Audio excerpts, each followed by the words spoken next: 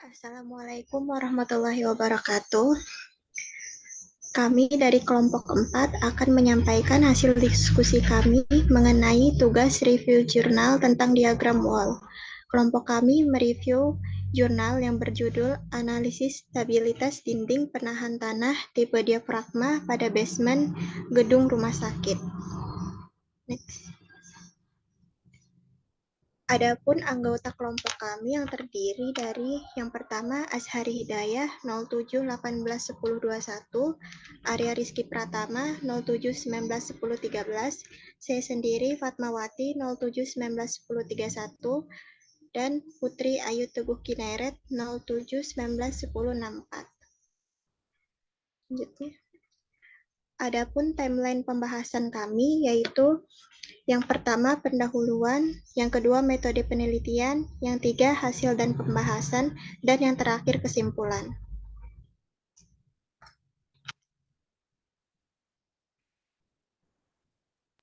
Baik, yang pertama yaitu pendahuluan yang berisi tentang latar belakang permasalahan serta teori singkat.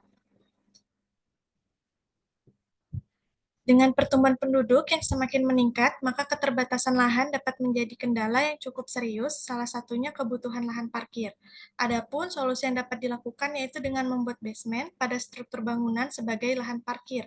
Pembangunan basement ini biasanya menggunakan jenis dinding penahan tanah tipe diaphragm wall atau cor beton.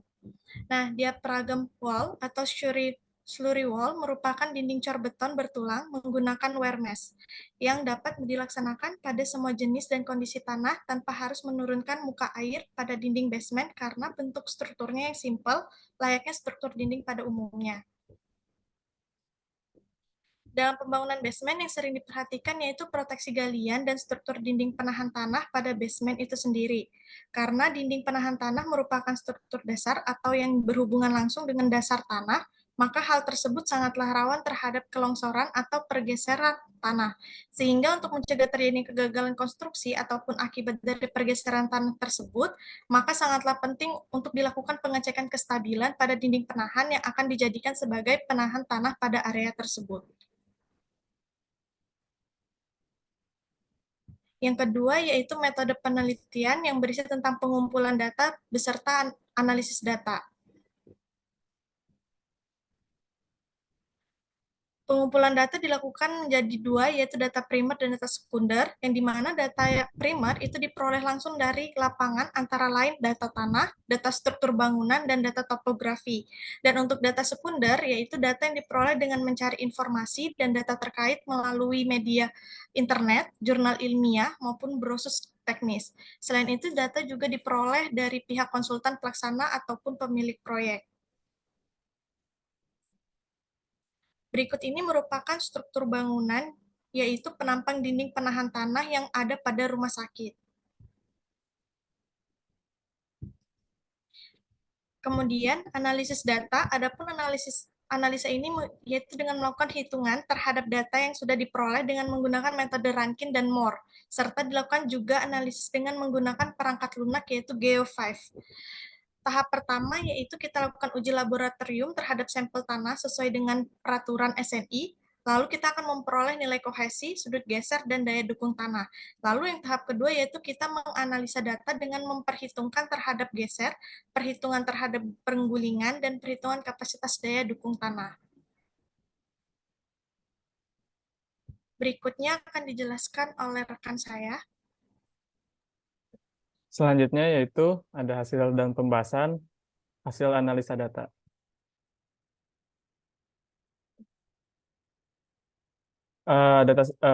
Masuk ke hasil data dan pembahasan data sekunder. Dari data sekunder didapatkan data pengujian tanah dengan kedalaman tanah 1,50 meter dari permukaan tanah asli, yang dimana kadar air didapatkan 20,53%, kemudian derajat kejenuhan 0,832%, kemudian angka pori 0,648, kemudian porositas 0,393%, kemudian berat jenis 2,62, kemudian berat volume basah 1,919, kemudian berat volume kering 1,592, kemudian berat volume jenuh 983, kemudian kohesi 0,041, kemudian ada sudut geser dalam 32,18. Kemudian berikut perhitungan stabilitas tanah dengan analitis. Kemudian ini gambar skema tekanan tanah aktif dan pasif. Kemudian masuk ke tekanan tanah, yang dimana didapatkan hasil tekanan aktif yaitu 49,810, kemudian tekanan pasif 46,722, kemudian momen aktif 63,539, kemudian momen pasif 11,079. Kemudian masuk ke momen vertikal dinding penahan tanah, yang dimana mendapatkan berat 134,343, kemudian 644,221, yaitu momennya. Masuk ke analisis stabilitas guling didapat 12,28 nilai SF-nya, kemudian batas minimum SF-nya 1,5, keterangannya oke. Kemudian stabilitas geser mendapatkan nilai SF-nya 15,78, batas minimalnya 1,5, keterangannya oke. Kemudian stabilitas daya dukung tanah dapat nilai SF-nya 41,57, batas minimalnya 3, keterangan oke. Masuk ke kondisi tanah beban gempa, tanpa beban gempa. Dalam kondisi tanpa beban gempa, hasil perhitungan nilai guling dan nilai geser menunjukkan bahwa nilai guling atau overturning bernilai 17,62, lebih besar dari 1,5, dan untuk nilai geser memiliki nilai sebesar 26,55, lebih besar dari 1,5. Nilai tersebut dapat dilihat dari gambar 3, seperti gambar di samping. Kemudian untuk keruntuhan kapasitas daya dukung tanah pada kondisi tanpa adanya beban gempa, hasil perhitungan program Geo5 menunjukkan bahwa nilai bearing capacity sudah memenuhi syarat aman baik arah vertikal maupun horizontal, dengan nilai bearing capacity arah vertikal sebesar 156,10 dan arah horizontal sebesar 26,61. Kemudian masuk ke dalam kondisi beban gempa, yang dimana hasil nilai guling dan nilai geser menunjukkan bahwa nilai guling atau overturning sudah memenuhi syarat aman karena dilihat pada pemberitahuan verification, nilai gulingnya sebesar 4,62, lebih besar dari 1,5, dan pada perhitungan nilai geser menunjukkan bahwa nilai geser ataupun slip juga sudah memenuhi syarat keamanan karena dilihat pada pemberitahuan verification bernilai 1,87, lebih besar dari 1,5. Nilai tersebut dapat dilihat dari gambar nomor 4.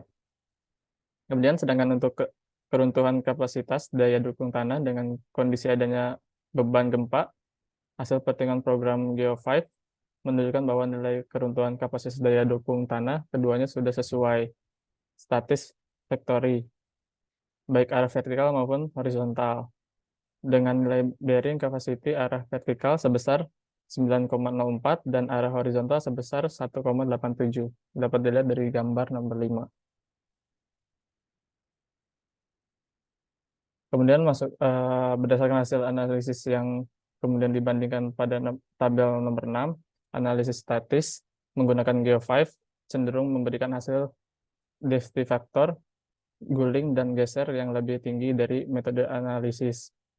Safety factor dinamis dari Geo5 tidak dapat dibandingkan dengan analisis karena metode analisis tidak menganalisis beban dinamik akibat gempa, namun demikian, baik analisis maupun Geo5 menyajikan safety factor yang berada di atas syarat minimal safety factor, yaitu 1,5 dan 3,0.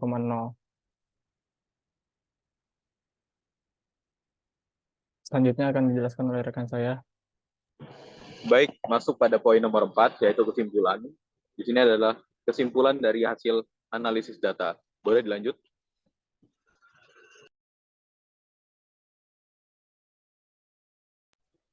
Kesimpulan, berdasarkan hitungan secara analisis statis, nilai guling memperoleh nilai sebesar 12,280, nilai geser sebesar 15,788, dan nilai kapasitas daya dukung tanah sebesar 41,57.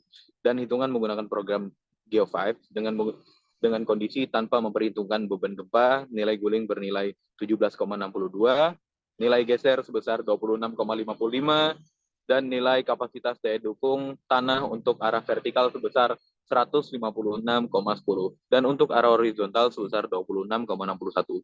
Sedangkan pada kondisi dengan memperhitungkan beban gempa, nilai guling didapatkan bernilai 4,62, nilai geser sebesar 1,87, dan nilai kapasitas daya dukung tanah untuk arah vertikal sebesar 9,04, juga untuk arah horizontal sebesar 1,87. Poin B, dinding penahan tanah tipe diafragma pada basement rumah sakit umum tersebut telah memenuhi syarat keamanan baik analisis tanpa memperhitungkan beban gempa maupun analisis dengan memperhitungkan beban gempa.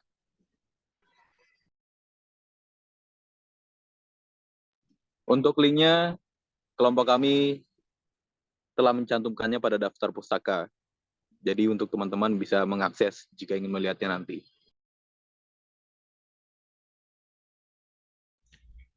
Baik, terima kasih. Itu merupakan hasil dari diskusi kami. Kurang dan lebihnya kami mohon maaf apabila terdapat salah kata. Dan saya akhiri, wassalamualaikum warahmatullahi wabarakatuh.